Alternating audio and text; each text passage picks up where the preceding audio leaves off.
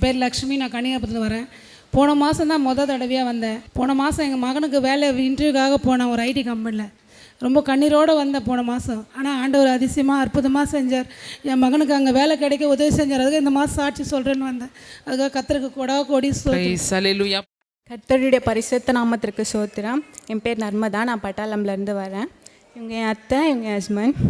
எங்களுக்கு 1 இயர் ஆகி பாப்பா பிறக்கல. பிகாஸ் எனக்கு பிசிஓடி ப்ராப்ளம் இருந்துச்சு. நான் கிட்டத்தட்ட 8 months கிட்ட டேப்லெட் எடுத்துக்கிட்டேன். அப்போ தான் அங்கிள் கிட்ட வந்தோம். 3 months நான் வந்தேன். அங்கிள் வயிற்றில் கை வச்சு ஜெபம் பண்ணார். சீக்கிரமாக கர்ப்பம் தரிச்சு கர்ப்பவதியாவே மகளேன்னு சொல்லி அங்கிள் ஜெபிச்ச நெக்ஸ்ட் மந்த்தே நான் கன்சீவ் ஆகிட்டேன்.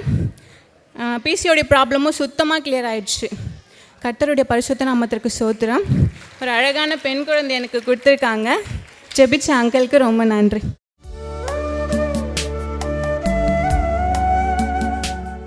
கிறிஸ்துவுக்குள் மிகவும் பிரியமான எனதருமை சகோதர சகோதரிகளே, நம்மை சிருஷ்டித்தவரும் நம்மை உண்டாக்கினவரும் நம்மை ஒருபோதும் மறந்து போகாதவருமாகிய இயேசு கிறிஸ்துவின் முனையேற்ற நாமத்தினாலே உங்கள் எல்லாரையும் வாழ்த்தி ஆசீர்வதிக்கிறேன். அல்லேலூயா.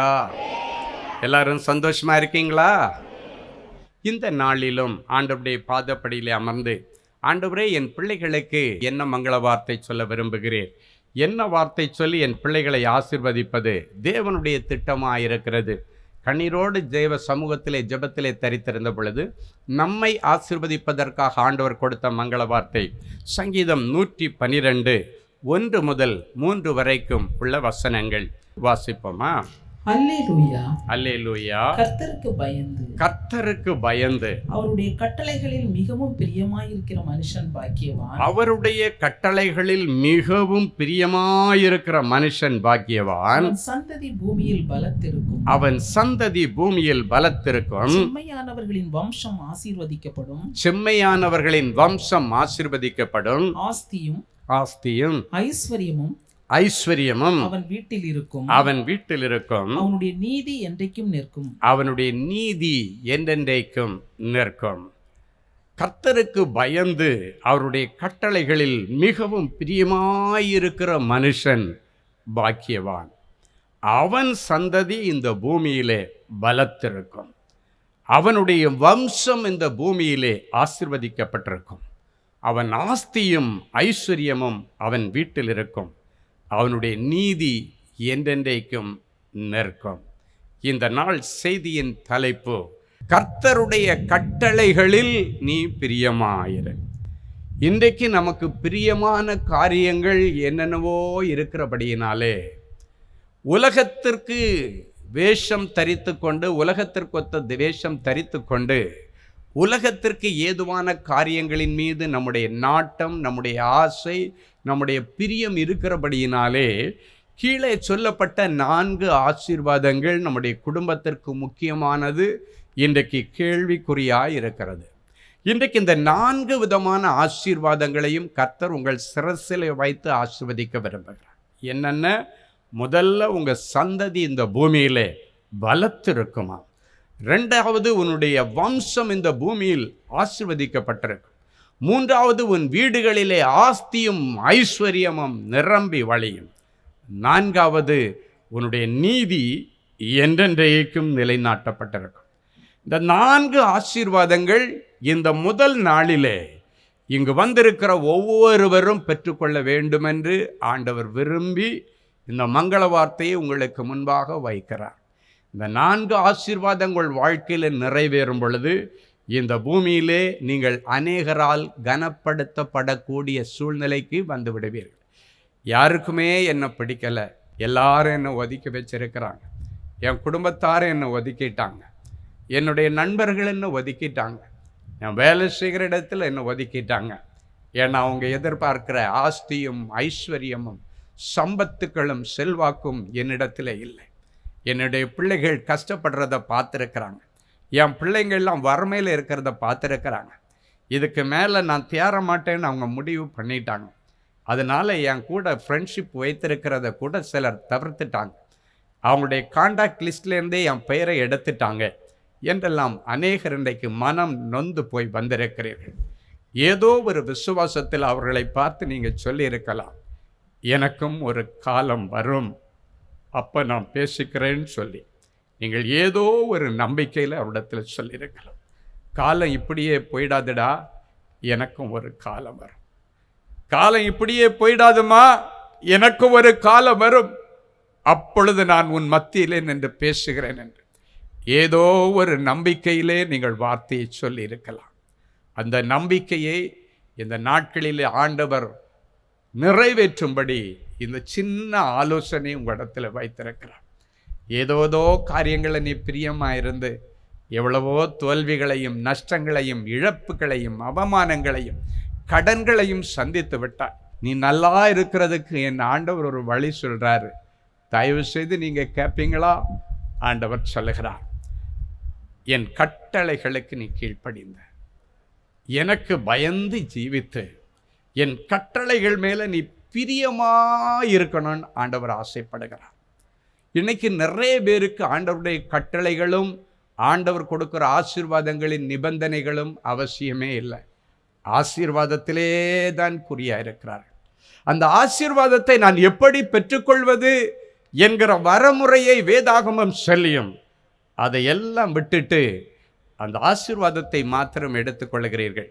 அதனால தான் ஆண்டவர் உங்களுக்கு கொடுத்த அநேக ஆசீர்வாதங்களின் தீர்க்க தரிசனங்கள் இன்னும் நிறைவேறவில்லை. தீர்க்க தரிசனம் நிறைவேறலைன்னா அந்த தீர்க்க தரிசனத்தை சொன்ன ஊழியக்காரர் பொய்க்காரர் என்று ஒரு நாளும் நினைத்து விடாதிருங்கள். ஆண்டவர் உங்களுக்கு ஊழியக்காரன் மூலமாக சொன்ன வார்த்தைகளை கண்டிப்பாக நிறைவேற்றுவார். ஆனால் உன்னுடைய பகுதியிலிருந்து நீ செய்ய வேண்டிய அந்த நிபந்தனை, அந்த பர்டிகுலர் பிளஸ்ஸிங், அந்த வாக்குத்தத்தத்தை நீ சுதந்தரிப்பதற்கு நீ நிறைவேற்றப்பட வேண்டிய ஏதோ ஒரு காரியம், ஒரு நிபந்தனை இருக்கும். அதை இன்றைக்கு அநேகர் மறந்து போய் அதை நீங்கள் கடைபிடிக்காததுனால தான் இன்றைக்கு அநேக ஆசீர்வாதங்கள் உங்களுக்கு கேள்விக்குறியாக இருக்கிறது. இன்றைக்கு நீங்கள் யாவரும் வருகிற நாட்களில் இந்த 4 ஆசீர்வாதங்களையும் சுதந்தரித்தவர்களாகத்தான் இன்றைக்கு நீங்கள் புறப்பட்டு போக வேண்டும்.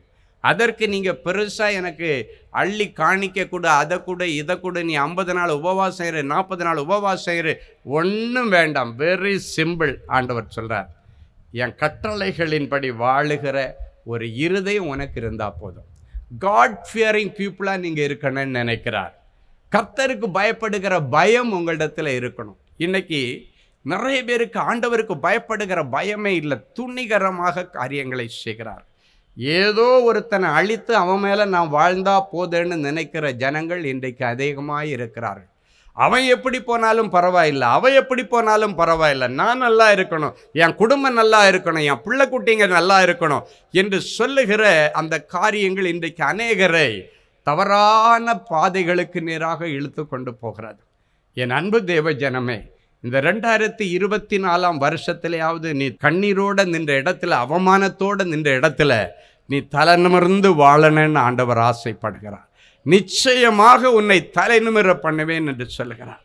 என் அன்பு தேவனுடைய பிள்ளைகளை, நீ எங்கேயும் தலை குனிவை நீ வாங்கவே கூடாது. உன் பிள்ளைகளை நீ தலை குனிவை எங்கேயும் அனுபவிக்க கூடாது. நீ தலை நிமிர்ந்து வாழ வேண்டியவன், நீ தலை நிமிர்ந்து வாழ வேண்டியவள். என் இயேசுவுடைய பிள்ளைகள் ஒருவராகிலும் எங்கிலும் தலை குனிய கூடாது என்பதற்காக என் இயேசு 2000 வருஷங்களுக்கு முன்பாக ஏதேதோ வார்த்தைகளை அவமானமாய் பேசியும் ஒன்றும் பேசாமல் அவர் அமைதியாக தலை குனிந்து நின்றார். ஏன் தெரியுமா? என் பிள்ளைங்க ஒரு இடத்துலையும் தலை குனிவு வரக்கூடாது. நான் ஒட்டுமொத்த பிள்ளைகளுடைய தலை குனிவையும் ஒட்டுமொத்த பிள்ளைகளுடைய அவமான பேச்சுக்களையும் நானே வாங்கி கொள்ளுகிறேன் என்று சொல்லி பேசுறதுக்கு தகுதியற்றவனெல்லாம் கீழே நின்று சிலுவை கடியில் பேசி கொண்டிருக்கிறார். எல்லாவற்றையும் பொறுமையோடு சகித்தார். ஏன் தெரியுமா?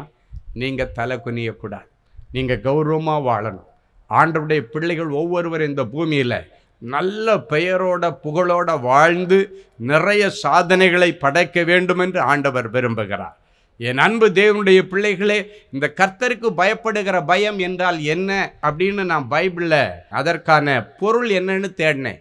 கர்த்தருக்கு பயப்படுகிற பயம் என்றால் என்ன தேடும் பொழுது வேதம் கொடுத்த பதில் என்னன்னா, ஆண்டவருடைய கற்பனைகளுக்கு கீழ்ப்படிதலே கர்த்தருக்கு பயப்படுகிற பயம். ஆண்டவருடைய கற்பனைகளுக்கு கீழ்ப்படுகிறது கர்த்தருக்கு பயப்படுகிற பயம். அப்படின்னா ஆண்டவருடைய கற்பனைகளுக்கு கீழ்ப்படிந்து நீங்கள் வாழ்ந்தீங்கன்னா, உங்கள் மனசாட்சிக்கு கட்டுப்பட்டு நீங்கள் வாழ்ந்தீங்கன்னா, கட்டாயம் இந்த 4 ஆசீர்வாதங்களும் உங்களுடைய வாழ்க்கையில் இன்றைக்கு அதை ஸ்டார்ட் பண்ணோம். இன்னைக்கு இந்த வார்த்தைகள் ஒவ்வொன்றும் உங்கள் வாழ்க்கையில் பலிக்கும். நீங்கள் செய்ய வேண்டியது ஒன்றே ஒன்று, ஆண்டவரே, பழைய வருஷத்தில் மனம் போன போக்கில் வாழ்ந்துட்டேன்ப்பா, உங்களை விட்டு நான் தூரமாக போயிட்டேன்ப்பா, அதனால் ஆசீர்வாதங்கள் என்னை விட்டு தூரமாய் போயிற்று, அதனால் என் சரீரத்தினுடைய ஆரோக்கியங்கள் என்னை விட்டு தூரமாய் போயிற்று, என் அபிஷேகம் என்னை விட்டு தூரமாய் போயிற்று, நெருங்கி வந்த என் செல்வங்கள் எல்லாம் என்னை விட்டு தூரமாய் போயிற்று, ஏன் என் பிள்ளைகள் கூட என்னை விட்டு தூரமாய் போய்விட்டார்கள். இனியும் அப்படிப்பட்ட ஒரு வாழ்க்கை எனக்கு வேண்டாம் ஆண்டவரே, நான் புது வாழ்க்கை ஆரம்பிக்க போகிறேன்னு ஆசைப்படுறவங்க கரங்களை உயர்த்தி அல்லேலூயா சொல்லுங்க பார்க்கலாம். ஒரு புதிய வாழ்க்கை, நீங்கள் கரங்களை உயர்த்தி அல்லேலூயா சொன்னதை ஆண்டவர் பார்த்திருக்கிறார். பரலோக கேமரா அதை படம் பிடித்திருக்கிறது. ஒரு புதிய வாழ்க்கை இன்றைக்கு நீங்கள் ஆரம்பிங்க. அப்படின்னா என்ன தெரியுமா, நேற்றைக்கு வரைக்கும் யாரை பற்றி எல்லாமோ பேசிகிட்டு இருக்கிறதே நம்முடைய வேலையாக இருந்திருக்கு. இன்றைக்கி அதுக்கு முற்றுப்புள்ளி வச்சுட்டு இனி நம்மளை பற்றி மட்டும் பேசுங்க, ஆண்டவரை பற்றி பேசுங்க, அடுத்தவங்களை பற்றி பேசக்கூடாது. முடிவு பரியந்தம் ரட்சிப்பை காத்து கொள்ளுகிறவன் தான் அந்த ரட்சிப்பிலே நிலை நிற்கிறான் என்று வேதம் சொல்லுகிறது. ஸோ இன்றைக்கு நீங்கள் ஒவ்வொருவரும் ஆபிரகாமை போல, நான் பார்த்தேன் யார் ஆண்டவருக்கு பயந்து ஜீவிச்சான், யாரை இன்னைக்கு உதாரணமாக என் பிள்ளைகளுடைய கண்களுக்கு முன்பாக சாம்பிளாக நிறுத்தலாம். இன்னைக்கு நிறைய பேருக்கு சாம்பிள் பார்த்தா தான் நிறைய பேர் அதன் பிறகு அதை வாங்கி கூட சாப்பிட்றாங்க. ஒரு ஹோட்டலில் போய் சாப்பிட்டா கூட முதல்ல ஒரு நாள் போய் சாம்பிள் வாங்கிட்டு வருவாங்க. இல்லைன்னா ஒரு அரிசி வாங்கினேன்னா கூட நிறைய கடைகளில் போய் அரிசி சாம்பிள் வாங்கிட்டு வருகிறத நம்ம பார்க்குறோம். இதை சாப்பிட்டு பார்த்து இது குலையாமல் இருக்கா, நல்லா இருக்கா, டேஸ்ட்டு நல்லா இருக்கா, எல்லாத்துலேயும் சாம்பிள் வேணும். இன்றைக்கு உங்கள் முன்னால் ஒரு சாம்பிளுக்கு ஒருவரை கொண்டு வந்து நிறுத்துகிறேன். அவர்தான் ஆபிரகாம் என்கிற தேவ மனுஷன். ஹல்லேலூயா. அவரை சாம்பிளாக வச்சு, எக்ஸாம்பிளாக வச்சு இன்னைக்கு உங்களோடு கூட ஆண்டவர் பேச விரும்புகிறார். இந்த ஆபிரகாம் எந்த அளவுக்கு ஆண்டவருக்கு பயப்படுகிறவன் தெரியுமா? அவன் 100 வயசு வரைக்கும் பொறுமையாக இருந்து ஒரு அழகான பிள்ளை ஒன்று, ஈசாக் என்கிற ஒரு ஆண் மகனை அவன் பெற்றுக்கொள்ளுகிறான். நம்ம பாஷையில் சொன்னால் தவம் இருந்து பெற்றுக்கிட்ட பிள்ளை. ஒரு 100 வயசு வரைக்கும் தவம் இருந்து ஆண்டவரிடத்தில் கேட்டு பெற்றுக்கொண்ட ஒரு பிள்ளையை ஆண்டவர் திடீர்னு எனக்கு பலி கொடுன்னு சொல்கிறார். எந்த மனுஷனால் கொடுக்க முடியும்?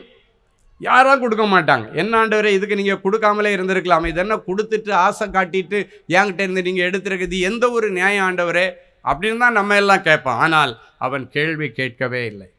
உன் பிள்ளையாகிய ஈசாக்கை எனக்கு மோரியா மலையிலே கொண்டு பலி செலுத்து என்று சொன்னார். உடனடியாக ஆண்டவருடைய வார்த்தைக்கு கீழ்ப்படிந்து நேர மோரியா மலைக்கு தன்னுடைய பிள்ளையை அழைத்து கொண்டு போகிறார். என் அன்பு தேவனுடைய பிள்ளைகளே, அந்த பலி செலுத்துவதற்கான பலிபீடம் தயாரானது. விறகு கட்டையெல்லாம் அடுக்கியாச்சு. அதன் மேலே அந்த பிள்ளையாண்டானை தூக்கி கிடத்தியாச்சு. நீங்கள் நினைக்கிறபடி அவன் சின்ன குழந்தையெல்லாம் இல்லை. அவன் கிட்டத்தட்ட அந்த ஒரு தகன பலிக்கு தேவையான விறகு கட்டையை தூக்கி சுமந்துட்டு மலை மேலே ஏறி போகிற அளவுக்கு வாலிப வயதை நெருங்குகிற ஒரு வயது. குறைந்தது அவனுக்கு 15 வயதாவது இருக்கும். அவனுக்கு நல்ல புத்தி தெரிந்த வயது. ஏன்னா அவங்க அப்பாட்ட போகிற வழியில் கேட்குறான், அப்பா நமக்கு பலி செலுத்துவதற்கு கத்தி இருக்கிறது, நெருப்பு இருக்கிறது, விறகு இருக்கிறது, பலி செலுத்த ஆடு எங்கேன்னு கேட்கக்கூடிய அளவுக்கு ஞானம் வந்த ஒரு வயசில் இருக்கிற ஒருத்தன்.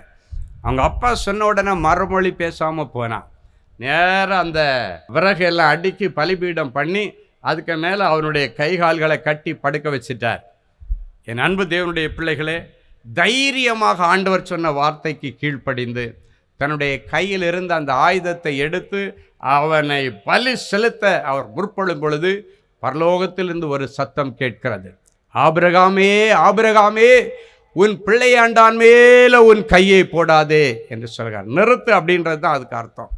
உன் பிள்ளையை நீ கொன்னுறாத அப்படின்னு சொல்லிட்டு ஒரு அழகான வசனம் சொல்லுகிறது. ஆதியாகமம் 22ஆம் அதிகாரம் 12வது வசனம் சொல்லுகிறது, பிள்ளையாண்டான் மேல் உன் கையை போடாதே, அவனுக்கு ஒன்றும் செய்யாதே, நீ அவனை உன் புத்திரன் என்றும் உன் ஏக சுதன் என்றும் பாராமல் எனக்காக ஒப்பு கொடுத்தபடியினாலே நீ தேவனுக்கு பயப்படுகிறவன் என்று இப்பொழுது நான் அறிந்திருக்கிறேன். அப்படின்னு ஆண்டவருக்கு பயப்படுகிற பயம் என்ன? ஆண்டவருடைய வார்த்தைக்கு கட்டளைக்கு கீழ்ப்படுகிறது. அவர் அழகாக சொல்லுகிறார், நீ அவனை கொன்னுறாத, உன் ஒரே பிள்ளைன்னு கூட பார்க்காம அந்த பிள்ளையை நீ பலி செலுத்த துணிந்தபடியினாலே நீ கர்த்தருக்கு பயப்படுகிறவன் என்பதை இதன் நிமித்தம் நான் அறிந்து கொண்டேன் என்று சொல்லிட்டு, அதே ஆதியாகமம் 22ஆம் அதிகாரம் 17-18 சொல்லுகிறார், இந்த காரியத்தை நீ செய்தபடியினாலே நான் உன்னை ஆசீர்வதிக்கவே ஆசீர்வதித்து உன் சந்ததியை வானத்து நட்சத்திரங்களைப் போலவும் கடற்கரை மணலைப் போலவும் பெருகவே பெருக பண்ணுவேன். உன் சந்ததியார் தங்கள் சத்துருக்களின் வாசல்களை சுதந்திரித்துக் கொள்வார்கள். நீ என் சொல்லுக்கு கீழ்ப்படிந்தபடியினால் உன் சந்ததிக்குள் பூமியில் உள்ள சகல ஜாதிகளும் ஆசீர்வதிக்கப்படும் என்று என் பேரில் ஆணையிட்டேன் என்று சொல்லுகிறார். இன்னைக்கு ஒரு பெரிய பெருக்கம், ஒரு விரிவாக்கத்தை எதிர்பார்த்து வந்திருக்கிறீர்கள். சந்ததி விரிவாக வேண்டும், வருமானம் விரிவாக வேண்டும், அபிஷேகம் விரிவாக வேண்டும், பெயரும் புகழும் விரிவாக வேண்டும், என்னுடைய ஆயுசு விரிவாக வேண்டும் என்று ஒரு விரிவாக்கத்தை நீங்கள் எதிர்பார்த்து கொண்டிருக்கிறீர்கள். கட்டாயம் கர்த்தர் உங்களுக்கு தருவார்.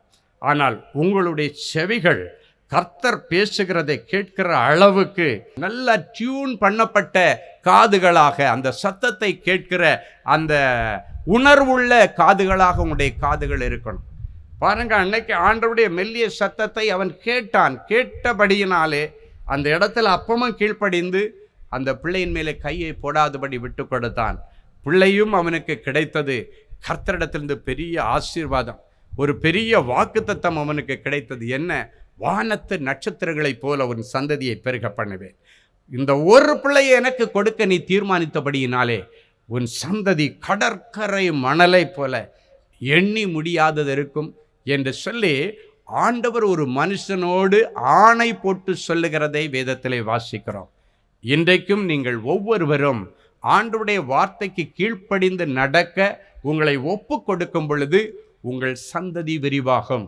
ஒருவேளை இன்றைக்கு உங்களுடைய சந்ததி விரிவாகலை, இன்னும் எனக்கு பிள்ளைங்க இல்லை, இன்னும் எனக்கு பேர பிள்ளைங்க இல்லை அப்படின்னு நீங்கள் வந்தீங்கன்னா ஆண்டவருடைய சமூகத்தில், ஆண்டவரே என் பகுதியிலிருந்து ஏதாவது குறைவுகள் இருக்கிறதா, ஏதாவது காரியத்தை நீங்கள் சொல்லி நான் கேட்காம இருந்திருக்கிறேனா, உங்களுடைய கட்டளைகளுக்கு கீழ்ப்படியாமல் இருந்திருக்கிறேனா, என்னை ஒரு விஷயம் நீர் மன்னியும் என்று நீங்கள் சொல்லி ஆண்டவரிடத்திலிருந்து அந்த ஆசீர்வாதத்தை நீங்கள் வாங்கி கொண்டு தான் போக வேண்டும். இந்த பிள்ளை செல்வம் என்பது ஒரு பெரிய ஆசீர்வாதம். இந்த உலகத்தில் ஆண்டவர் வைத்திருக்கிற ஆசீர்வாதங்களில் அது 2வது தரத்தில் இருக்கிறது. முதல் ஆசீர்வாதம் ரட்சிப்பு என்கிற உன்னத ஆசீர்வாதம். 2வது ஆசீர்வாதம் பிள்ளை செல்வம் என்கிற அந்த ஆசீர்வாதம். அந்த ஆசீர்வாதம் இன்றைக்கு யார் யாருக்கு இங்கு தடைப்பட்டிருக்கிறதோ அத்தனை பேருக்கும் ஆண்டவர் இன்றைக்கு கொடுக்க விரும்புகிறார். அடைக்கப்பட்ட அத்தனை பிள்ளைகளுடைய கற்பங்களை கர்த்தர் இன்றைக்கு திறந்து உங்கள் சந்ததியை நான் பெருக பண்ணுவேன் என்று சொல்லுகிறார். ஒருவேளை எனக்கு ஒரு பிள்ளை தாரும் ஆண்டவரேன்னு நீங்கள் கேட்டால் ஆண்டவர் ஒரு பிள்ளை அல்ல 2 பிள்ளையை கொடுப்பார். ஏன் 3 பிள்ளைகளை கூட கர்த்தர் கொடுப்பார். அல்லேலூயா. என் அன்பு தேவனுடைய பிள்ளைகளே, நல்ல தேவ செய்தியை கேட்டீர்கள். நல்ல அருமையான மகிமையான சாட்சிகளையும் பார்த்தீர்கள். உங்களுக்கு ரொம்ப பிரயோஜனமாக இருந்திருக்கும் என்று நான் கர்த்தருக்குள் விசுவாசிக்கிறேன். கண்களை மூடி தேவ சமூகத்தை நோக்கி பார்ப்போம். எங்களை அருமையாய் நேசித்து வழிநடத்துகிற எங்கள் அன்பான நல்ல ஆண்டவரே, உமக்கு நன்றி. இந்த நிகழ்ச்சியை பார்த்து கொண்டு டிவி பெட்டிக்கு முன்னால் விழுந்து கிடக்கிற என் பிள்ளைகளை ஒரு விசை கண்ணோக்கி பார். யோபுவை போல எனக்கு எப்பொழுது மாறுதல் உண்டாகும் என்று ஏங்கிக் கொண்டிருக்கிற பிள்ளைகள் அத்தனை பேரையும் உம்முடைய கரத்தில் ஒப்பு கொடுக்கிறோம். பாரபட்சம் இல்லாத தேவனே, என் பிள்ளைகளுக்கு இன்றைக்கு ஒரு அற்புதத்தை நீ செய்தே ஆகணும். நெடுங்காலம் காத்திருத்தல் இருதயத்தை இழைக்க பண்ணும். விரும்பினது வரும்போது ஜீவ விருட்சம் போல இருக்கும் என்று சொன்னீரே. இவர்கள் விரும்பி நீண்ட நாளாய் எதிர்பார்த்து கொண்டிருக்கிற வேலையா இருக்கலாம், திருமண காரியமா இருக்கலாம், சொந்த வீடா இருக்கலாம், பிள்ளை செல்வமா இருக்கலாம், ப்ரொமோஷனா இருக்கலாம், இன்கிரிமெண்டா இருக்கலாம், வெளிதேச பயணமா இருக்கலாம், எதுவா இருந்தாலும் ஆண்டவர் இன்றைக்கு எங்கள் ஜெபத்தை கேட்டு என் பிள்ளைகளுக்கு அற்புதத்தை செய்து இன்றைக்கு எங்கள் ஜெபத்தை கேட்டு இவர்கள் மனம் விரும்பினது எல்லாம் என் பிள்ளைகளுக்கு கொடுத்து இவர்களை கனம் போனும். நிறைய நல்ல சாட்சிகளை என் பிள்ளைகளிடத்திலிருந்து நாங்கள் கேட்கட்டும். சரீரத்தில் பலவீனத்தோடு கிடக்கிற பிள்ளைகள், என்னால் எழும்பி நடக்க முடியலை, எழும்பி உட்கார முடியலை, எனக்கு மீட்டிங் போகணுன்னு ஆசை தான், ஆனால் என்னால் நடக்க முடியலை, என்னால் உட்கார முடியாது என்று சொல்லுகிற பிள்ளைகளை ஆண்டவர் காண்டாமிருகத்தின் பலனை கொடுத்து அன்பரின் பாதத்தில் கூட்டத்தில் வந்து சாட்சி சொல்லவும், அந்த கூட்டத்தில் கலந்து கொள்ளவும் கர்த்தர் அனுக்கிரகம் பண்ணி இயேசுவின் மூலம் பிதாவே, ஆமென். Genesis Creations Media Academy, certification in media technology. Our course includes videography, photography,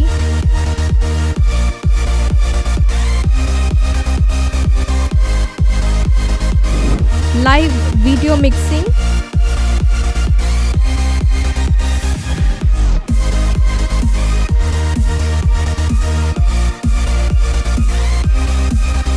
Photoshop, live sound mixing,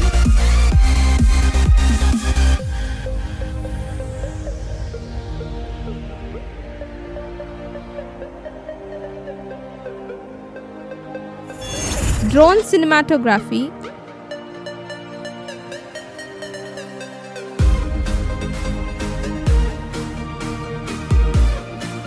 and video editing.